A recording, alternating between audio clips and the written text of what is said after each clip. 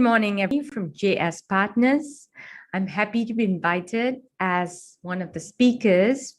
I've had 20 over years experience in the area of audit, accounting, taxation, and company secretarial.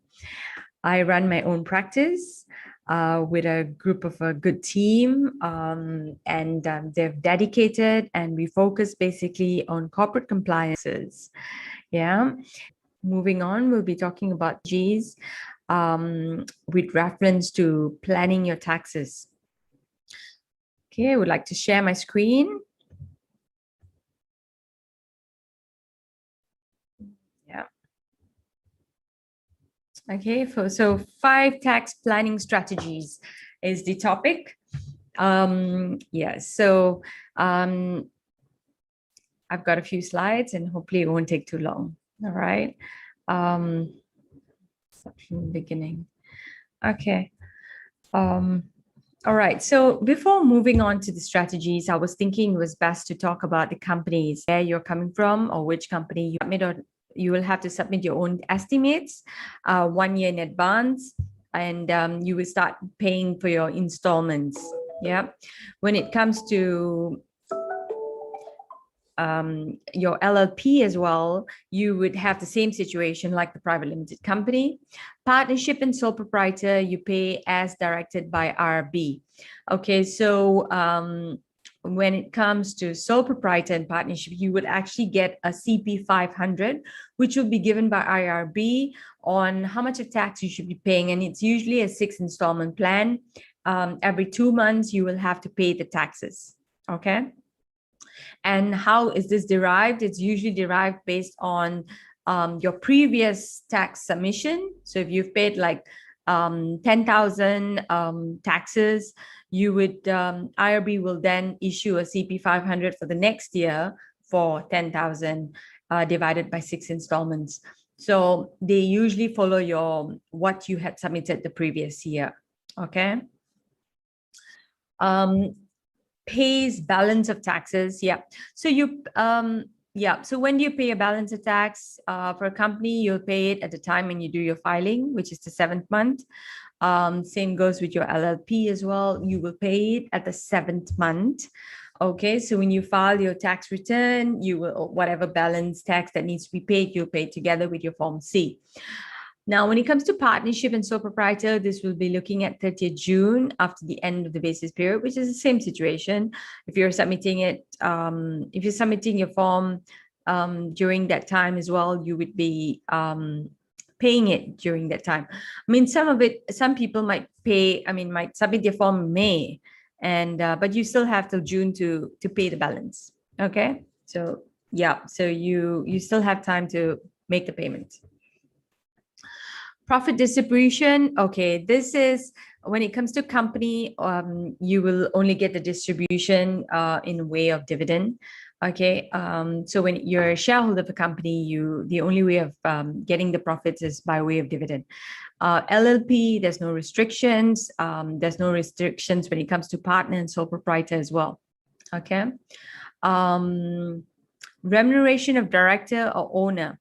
Okay. So directors' fees in this situation, when it comes to private limited company, they are able to deduct. Okay. When it comes to LLP, there's no deductibility unless provided for in partnership agreement, depending on the situation. For partnership and sole proprietor, deductions are not allowed. Okay. So if you make a payment to yourself, you will have to basically reverse this payment when you do the tax computation and pay what the final figures at the end after your allowable deductions, and you finally come to your chargeable income. Okay. Limited liability. Now, company, of course, you're a limited liability. It's a limited liability, right? It's a private limited company. LLP as well. But partnership and sole proprietor is not a limited liability. So which means if there's an issue one day, your client or your suppliers, your client is suing you, you are not protected in that sense. All right. Okay. So that's just a brief understanding on the different structures. Okay, organizing your tax paperwork. Okay, now your first strategy would be to organize your tax paperwork. Now, what I mean with this is, I mean, it may sound very simple and straightforward to many of you, but the thing is, most of the time, though it sounds simple, but on a daily basis, it's not easy to keep track of these records and these receipts. And it's very important because many times this information is lost. And when the tax department actually asks for it, it's not to be seen, or it's difficult to retrieve this information.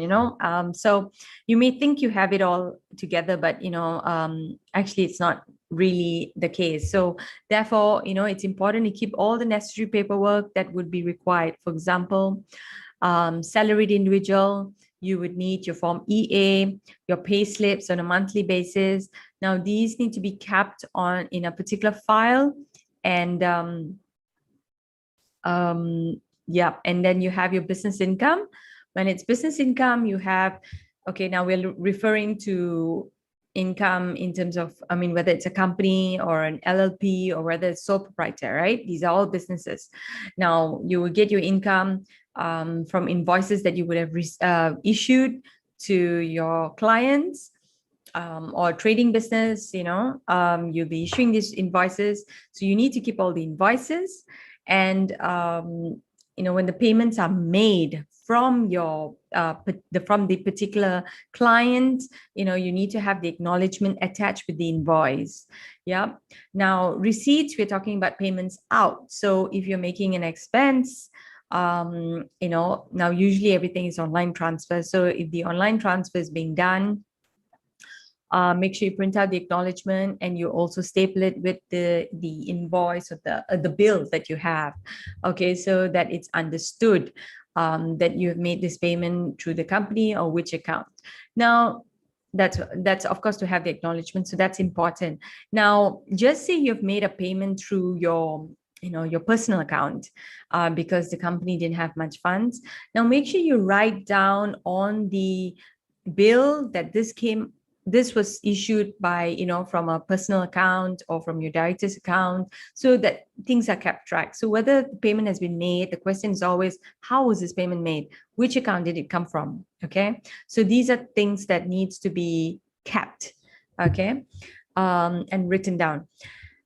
Okay, so you have your income, receipts, you have your income, then you have expenditure, all right, which I've just mentioned, and of course your bank statements, every single bank statement, and you need to keep and make sure it's all filed, because even 1 month will make a difference when we do the accounting at the end of the day, or it just saves a lot of time when you got it all.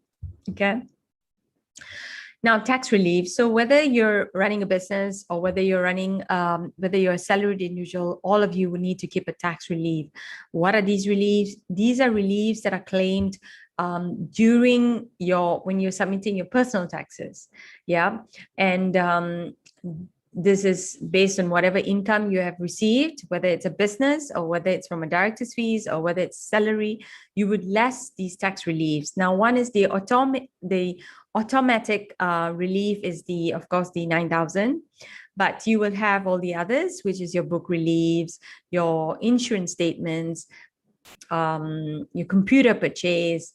Now, these, make sure you keep the necessary receipts as well intact, and have a separate folder for it where you just keep tax reliefs. Okay, so all your reliefs can be aligned together depending on each year, because some reliefs will change each year depending on the budget. So yeah, so just keep a particular folder that you're very familiar of, and drop all the necessary reliefs inside. And if you pass a certain threshold of your reliefs, then you can pass it on to your company or your businesses, which can claim the expenses as well. So that's good tax planning. Okay, and make sure all these are filed in an orderly manner and which has date and sequences. Yeah. Yeah, so this is first step strategy, which explains how you should keep your documentation. I mean, most times people are looking at how they can save on taxes, but the most important is basically keeping all your necessary paperwork, and the source is important and equipped so that you have all the necessary documents to prove at a time when there's a tax audit, or when there's expenses that you need to reduce, I mean, income that you need to reduce and you need some expenses. So you've got all these receipts to prove. Yeah. Okay. Now, the next strategy I would say is to understand what is tax deductions and what is tax credits. Tax deductions are specific expenses that would subtract your taxable income. They reduce how much of your income is subject to tax. Expenses that are wholly and exclusively incurred in the production of income.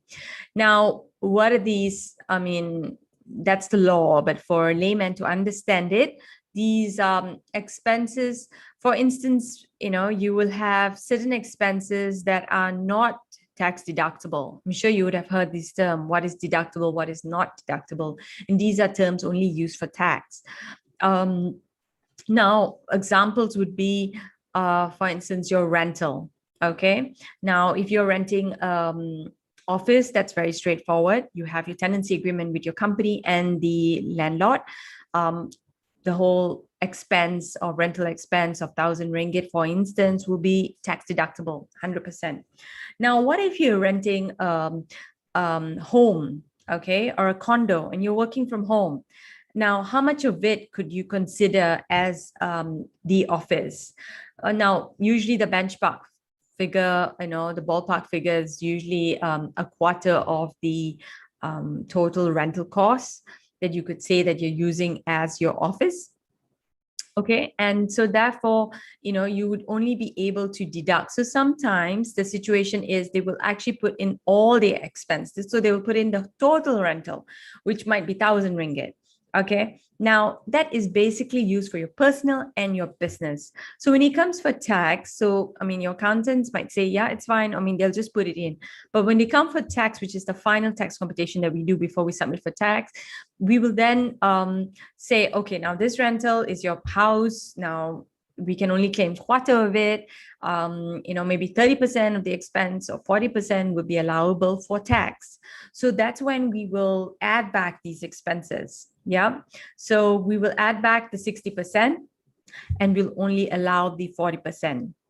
Okay. And that could be rental, there could be electricity, that could be service charge. These are issues when you're working from home. It's not really issues, but these are things that's happening right now with the MCO, many situations like this. So you may be working from home, and how would you claim it? You would just claim the 30% or 40%. So it could include service charge, it could include electricity, water.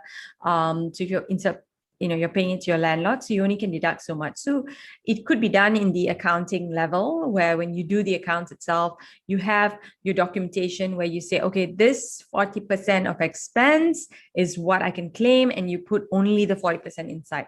If you put the 100% inside, fine, you put the 100% inside. But when it comes to the tax computation, we will then recalculate it and we get the new, what we call tax profits. Yeah. Okay, cost of sales, of course, that's fully deductible. Depending on the nature of business, it'll be considered fully deductible. Wages and salaries are fully deductible as well. These are people that will be working with you, your employees.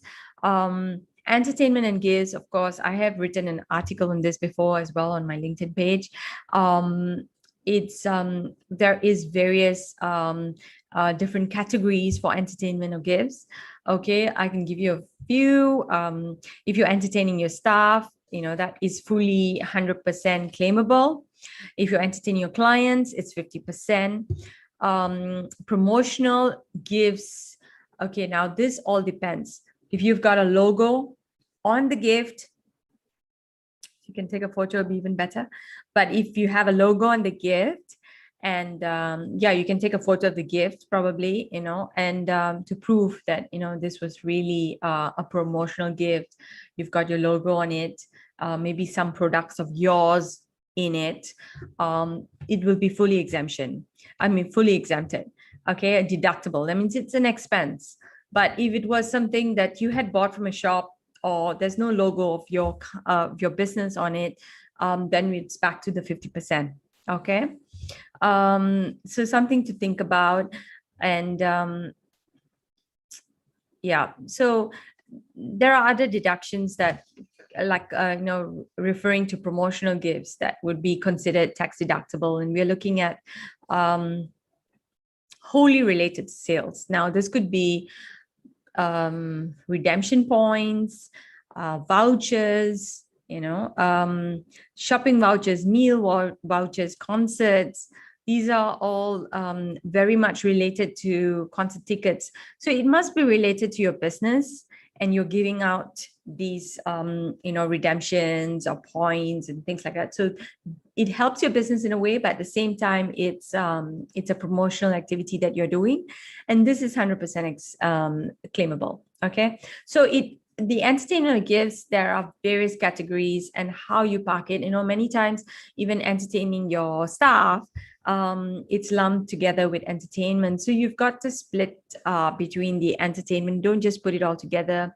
When it comes to staff, you can consider it as staff welfare, and that's 100% deductible.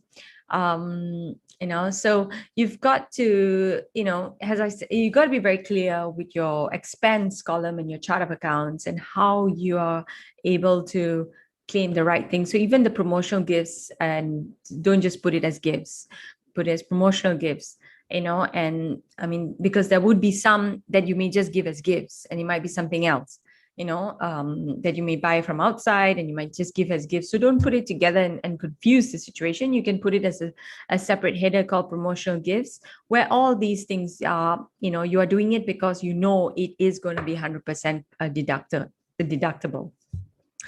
Okay, so these are some examples. Of course, I have a lot, and I can't share with you everything during this session, but I mean, these are the main ones that are something that you all will face on a daily basis. Okay, what are tax credits?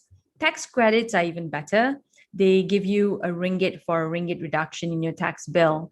Example, previous year's unabsorbed business losses. If you've had losses in your previous year, okay? And now, how do you develop losses? Now, you need to have an income to get to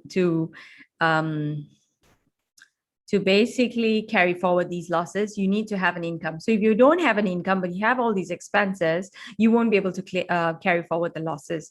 So you need to have a bit of an income at least, and then you can claim these losses, all these expenses, and it becomes losses, and these losses can be carried forward to the next year. There's a new ruling now where losses can only be carried forward for 5 years. Okay, so anything before 2020, you'll only be able to carry forward until 2025. Okay, and moving forward, it will work that way. So that's one. Now, when it comes to pioneer status and investment tax allowance, okay, these are incentives as well that will only affect companies, but at the same time, not all companies will be, will benefit from this. It depends on the nature of business, what type of industry you're in, and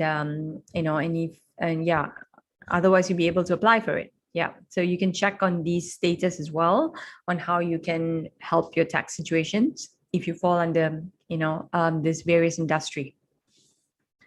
Okay, I hope it has been useful so far. Trying my best to make it interesting, but at the same time, try to, keep you all engaged.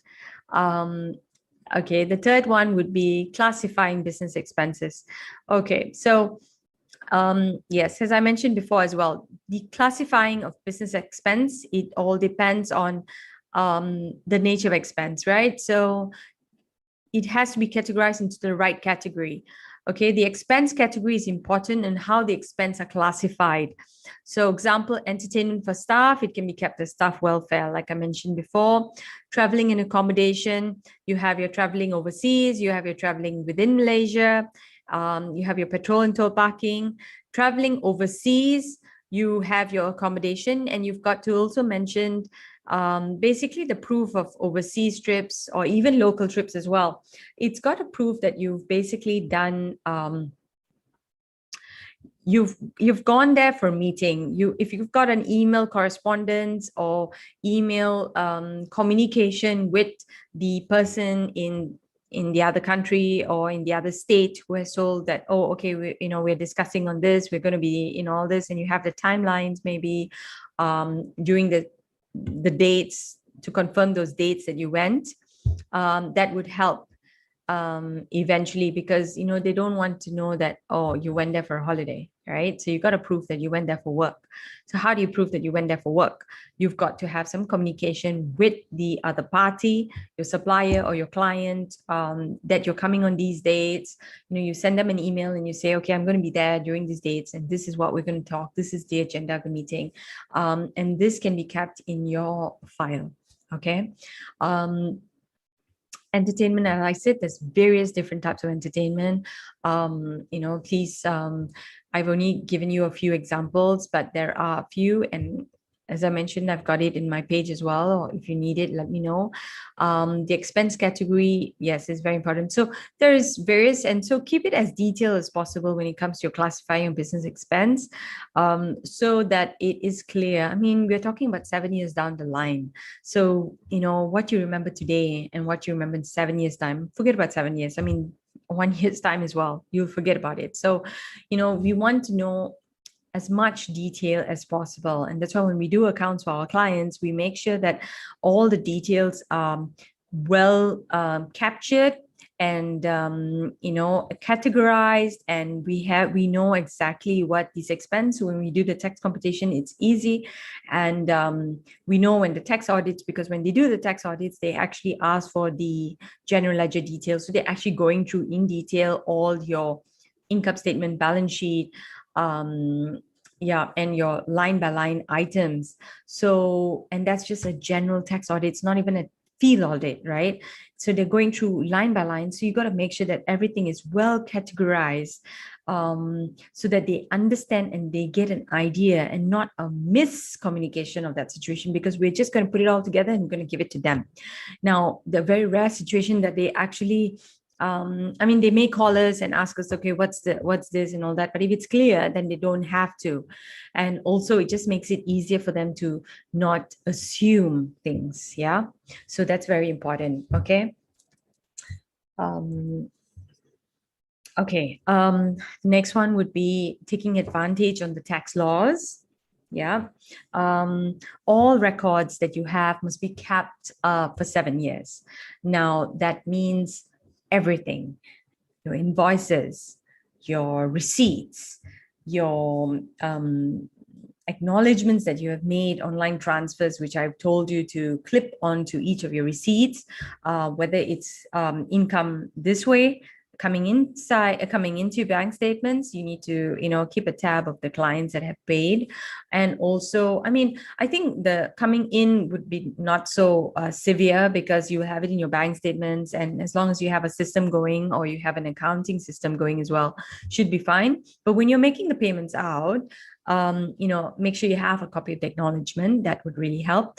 And so all these things need to be kept for 7 years. And we're talking about hard copies here. We have not moved to scan or digitize copies yet. Though when we do tax audits these days, they do ask us for the hard copies. They ask us for the scan copies only because, we're not able to send it across at this point. But there's no law that has come up to say that you can actually get rid of all your hard copies and just keep everything in scanned. So if there is I think if they move from a tax audit to a tax field audit, they will request all those documents. So because of that, we're keeping all those documents for 7 years. So that is something very, very crucial. Make sure you've got it all in records and you've kept it well, and you can keep it for 7 years. Of course, every year you need to take off 1 year and keep that. Keep doing that as well, because you don't want to, keep filling up your store, right? When it comes to companies, you can issue your dividends, and dividends single tier. Okay, and tax exempted in the hands of the recipients. And so this is a very good strategy, because as you pay as you pay your company taxes, and I mean, if you're a director and a shareholder of a company, you'll be taking your director's fee, but at the same time, you might be also paying some taxes. And if your company is making a profit and you've been paying taxes, you can also issue a dividend on top of that, and dividends are tax-free, right? So you can balance between your director's fees and what you get as dividends as well overall. That would be something worth looking at. Balancing between company tax rates and your individual tax rates. So if you're a director of a company, it's your company, and the tax rates at where it starts, because it's a scale rate, and your company is paying at 17%. So how you should balance between the company and your personal as well. So that's something that you can look into. Yeah, so tax rates. And yes, okay, this is the next point I wanted to speak about in my next slide. Yeah, and then also, of course, knowing what are the expenses that you can claim under business or company, which I've mentioned. So you need to have a good, vast understanding of what are the expenses that you can claim, and based on your business, these are the categories, and just have a template and an idea, so that when you make these expenses, you would be able to follow. Yeah. Yeah. So, okay, when do you move to a private limited company if you're currently operating a sole proprietor? That's a good point, and that's something I wanted to address in my next slide. Okay, let's move on to that. Okay, so the last but not least, what I want to talk about was setting up or transferring to a private limited company. So a lot of people ask me this question: when do I move to a private limited company? But of course, the reason why they even set up a sole proprietor in the first place was because of the compliance issue. It's so much easier. It's the cost is less, and they're probably not sure of the business. They're just starting up. And I totally understand you. I totally feel you. I know that the reason why you would want to start up a sole proprietor is because it's something so easy to do. But just to take note that you can start a sole proprietor or a partnership. Okay. Partnership agreement, of course, you should have in place if it's a partnership. But if it's a sole proprietor, yep, you can start one. Not an issue. But after a certain threshold, and what are we talking about? We're talking a threshold of 150,000. Okay. Anything more than 150,000, I would say it's time for you to move to a company. Now, what 150,000 am I talking about? I'm talking about 150,000 of your profit. So if you earn a profit of 150,000, it might not be worthwhile for you to declare it under a sole proprietor anymore, because your company is paying a 17% tax rate, which is so much less than what you are going to be paying. At 150,000. So you then need to try to consider having a company, and also I think at that rate, at that situation, it's also because of the limited liability. That means your business is at a state where, okay, you're definitely, it's a business that you want to carry on and it's sustainable.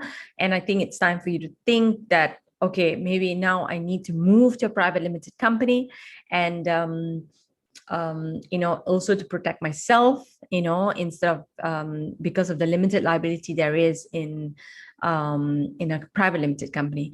So this is also something you need to take note. So very important, and you don't want to pay those excess tax rates when you can enjoy it in the company.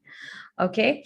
Well, this is roughly my presentation and what I put together. Yes. Okay, so would like to say thank you everyone for listening, and I hope you've gained some understanding and benefited from this session. Hope to meet each of you some point at some meetup, or even on a Zoom session someday. And stay safe and take care. All the best to all of you. All right.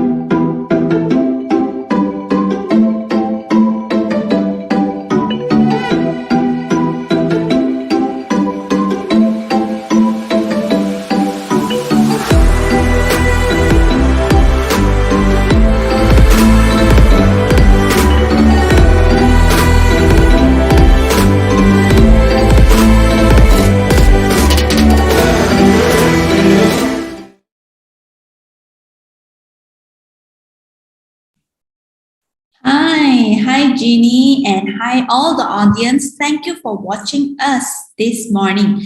And thank you for sharing as well, Jini. I think we all get a lot from you. Oh, that's great. Yeah, nice to know that you all are benefiting, and understanding the tax strategies that was said, and I'm happy to help. Yeah. All right. And so there's a couple of questions from the floor actually, and let's start them. Sure. We have a very first question. Hang on, let me read out the first question. So, some receipts ink faded after a while. Any tips to keep the original copy after that we do a photocopy? Okay, so yeah, so some of the receipts basically tend to fade, that's for sure. Especially the petrol receipts, yeah. So it's best to make a photocopy immediately or scan it into your system. And usually what I would do as well is to circle the amount and write the amounts as well, so that it could be captured at a later date. So making a photocopy immediately would be good.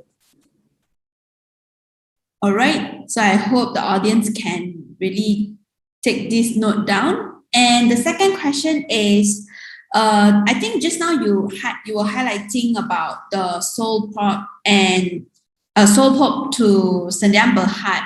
So they're asking, how about LLP? LLP. Okay, LLP, actually, the tax rates are very similar like the SMEs, which is the 17%. And so, so it falls like a Sindra and Berhad in terms of tax rate. It's not a scale rate compared to like the sole proprietor. Okay, so I would say that, LLP would be also an option for you to move to.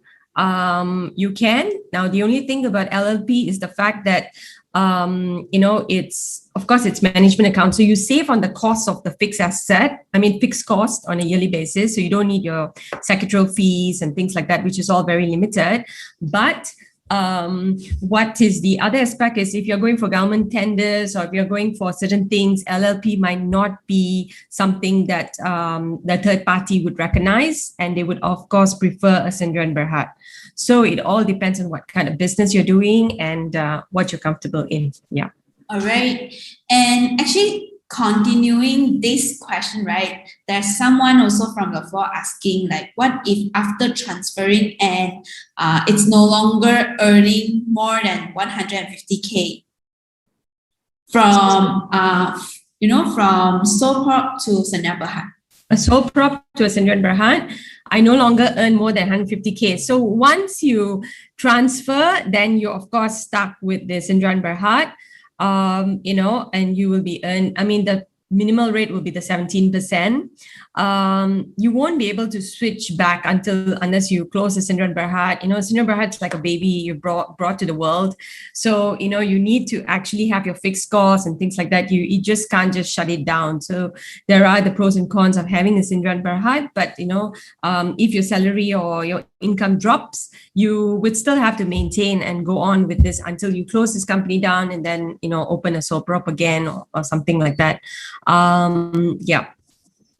Okay. And is there any reason why it is set to 150K to transfer to a company and not lesser than that? Okay, so that's like a ballpark figure, 150K, which I was giving. Now, the reason being is because anything over 150 and above is what I mentioned. It's because the tax rates for an individual would start increasing more than 17% after 150. So then it becomes not worth paying that tax, and you might as well put all your expenses under a company which is under Sindra and Berhad and claim, and then you can actually pay the taxes, and you also can declare the dividends. So in terms of tax rates, you benefit. You pay lesser tax, and you also can benefit totally in terms of your expenses and also declaring the dividend. All right, got it. And I think this is all the questions for the slide of having sole prop and turning over to Sdn Bhd. And I think all the audience, you should also take down these notes. I think it's tips sharing from Jini. All right. Yeah, So we have another questions to come. So like you mentioned about tax deduction for purchase of devices. Are second-hand items equally as deductible? Is a payment voucher sufficient? Yeah, a second-hand item is also, as long as it's a gadget or a device, yes, it can be. And yes, the payment voucher. Now, payment voucher is basically stating that you're making the payment for this person to this person, okay? But you would need the receipt as well, okay? You would need the receipt. You would need the invoice. If you can't get because it's a second-hand item and it's not from a shop, so maybe this person can, or you can get a receipt and get this person to actually acknowledge. I see. Okay, so that would help. Yeah. Okay. And if it's an individual, then maybe the person, the IC and details like that you would need as well. Yeah, got it. And do JS partner handle bankruptcy cases? Okay, we don't handle bankruptcy cases, but we do liquidation and we do strike-offs as well. All right. So if they wanted to check out how to handle bankruptcy cases, they can also reach out to you, right? Yeah, I mean, we're not specialized in this particular area, but yeah, we can help guide you towards it. Yes. Okay. Yeah, in guidance. All right. Yeah, no problem. So if you have any question regarding this, you can always reach out to Jini. So Jini is always happy to help out, see how we can, help you to solve your problem. And let's see how. And from here we have, I think this is the last question. Okay, so for newly incorporated LLP, can we declare taxes for a tax period longer than a year? For newly incorporated, can we declare taxes for a period longer than a year? You mentioned. Yep. Okay. Well, usually it follows a calendar year basis as well. So it's usually January to December, and you would have to stick to that financial year as well. So you won't be able to extend the LLP period. So like Jini, right? Like, so if they did not declare in that particular year, say 2020, they did not declare, and now we are in 2021. So what will happen, or what action should they take? Like now they should, take some action. All right. So maybe what can happen is two options. One is if it was something that's a very low income in 2020, if it's of a small amount, then, you can just declare it for 2020. All right. But otherwise, you can put the 2020 income or details inside the 2021. Okay. Combination, yeah. And then declare it. But of course, the right thing to do is to declare the 2020 and then the 2021. All right, got it. So while we are answering, there is two more questions coming in, and then we will take it as a wrap. So one of the audience, Hanis from the floor, is asking, what is the pioneer status?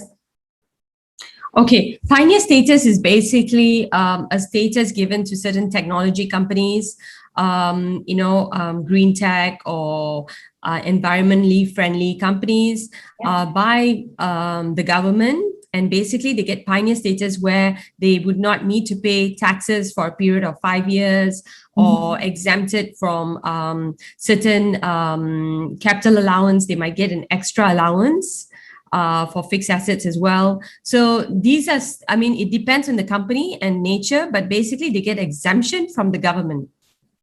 I see. Yeah. Okay. I think applied, and it's only for certain types of industries. Okay. Okay, so I think all of you have got an answer from Jini. And the very last question, So why does income tax make estimate under subset 90? Wow, 90 bracket 2A, they even put it in. So when company already dormant past few years. Okay. Okay, I think you're referring to the CP 204, which is a tax estimate that needs to be done on a yearly basis by a company. Now, what happens is, now sometimes, yes, we get these issues as well. The company has been dormant for a few years, but, you know, it's difficult for the company to declare zero because they have been active many, many years ago. Okay. Now, just say you've been active like even 5 years ago, but because you had a very high tax bracket, you can every year you can only reduce it by 85%. Okay, so last year you declared $100. The minimum that you can go to declare is to 85. Okay, and so every year you're going back to what you declared last. So then that's the third year, it's like, okay, so last year I declared 85% of 85, you know, and you keep going down. So that's going to take a long process to bring it down to zero. Now, of course, alternatively is to send a letter to Cyberjaya LHDN and inform them they want to see your bank statements, your accounts, your management accounts. You can prove to them there has been nothing, then it can automatically be zero. Okay.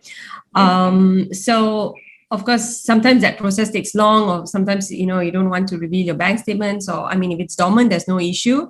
But the other way is, of course, even if you don't pay the tax estimates, you don't get a penalty from it, as long as you're very sure that at the end of the day, when you do your audited accounts, there is no tax.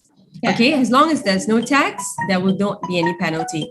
So you can also ignore your installments. Okay, yeah, so that's something. These are the options, basically. All right. Thank you so much, Jini. You are really into the details. All right. So I think that's all from the floor.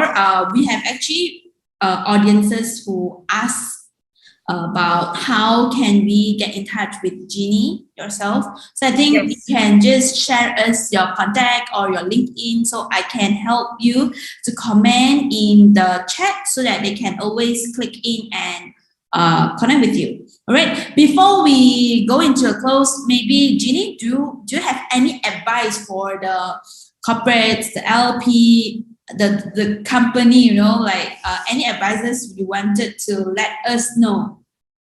Okay, the advice would be, okay, so if you have a company, a Sindran Berhad, of course, make sure that, you know, even if it's dormant, it's something that you still need to make sure you comply on a yearly basis, because many people have the notion that dormant companies, you know, I mean, when we ask some of our clients, oh, you know, you need to do the accounts, it's like, oh, it's dormant companies, we don't have to do anything. But there are fines building up, penalties building up. So there are, you know, compliance that needs to be done. If you really think that it's going to be dormant or you don't really need the company, shut it down.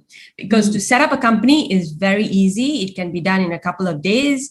So no issue. So you don't want to have this fixed cost of secretarial accounting and all these costs as well. Just shut it down and start a new fresh one when you have business.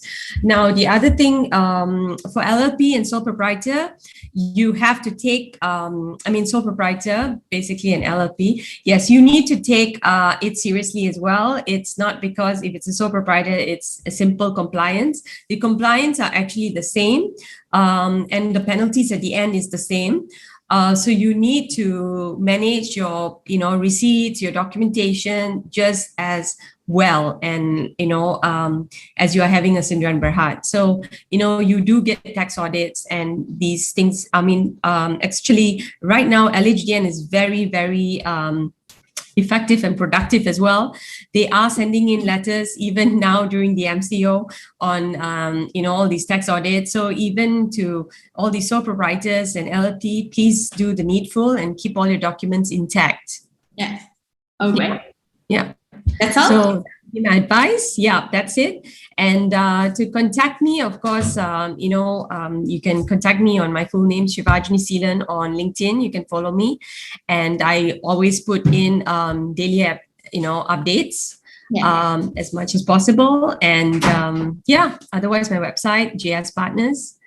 Yes. Okay, thank you so much, Jini, and thanks for watching the audience. Thank you for spending time with us, the speakers of the day, Jini. So that's all from us. If you want, you can always contact Jini from what she mentioned just now. So either website or her LinkedIn. All right.